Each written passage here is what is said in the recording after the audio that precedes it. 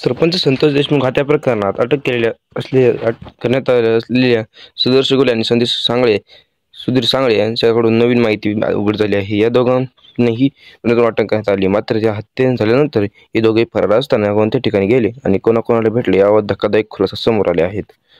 संतोष देशमुख हत्या केल्याचा आरोप सुदर्शन गुले हा मुंबईच्या जवळ असलेल्या भिवंडीमध्ये ला होता. भिवंडीमध्ये सामाजिक संस्था चालवणाऱ्या सोन्या पाटील यांच्या कार्यालयात त्यांनी काम मागितले. मात्र सोन्या पाटील हे काही कामानिमित्त बाहेर गेलेले असल्यामुळे त्यांचे बंधू जयंत पाटील यांनी त्यांना काम देण्यास नकार दिला. तसेच विक्रम डोईफोडे यांच्याबद्दल देखील सुदर्शन गुले यांनी चौकशी केली आहे.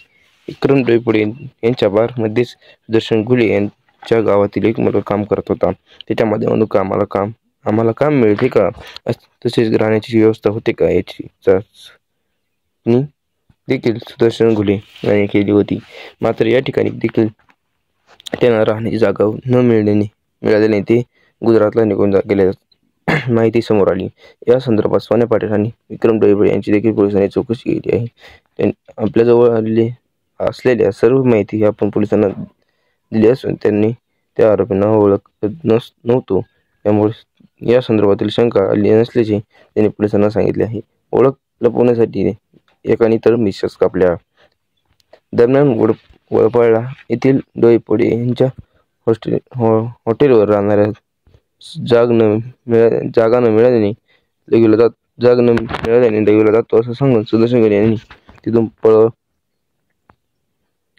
पळायचा प्लॅन केला.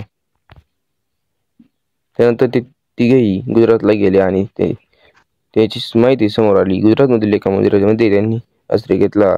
जवळपास 15 दिवस हे आरोपी त्या मंदिरामध्येच राहत होते. दरम्यान आरोपी सुदर्शन गुले यांनी आपली ओळख लपवण्यासाठी मिशा कापल्याची माहिती देखील समोर आली आहे. भिवंडीत आल्यानंतर त्यांनी आपली मिशी कापली होती. त्याचे मिशी कापल्यानंतरचे फोटो देखील आता समाज माध्यमावर व्हायरल झाले आहेत.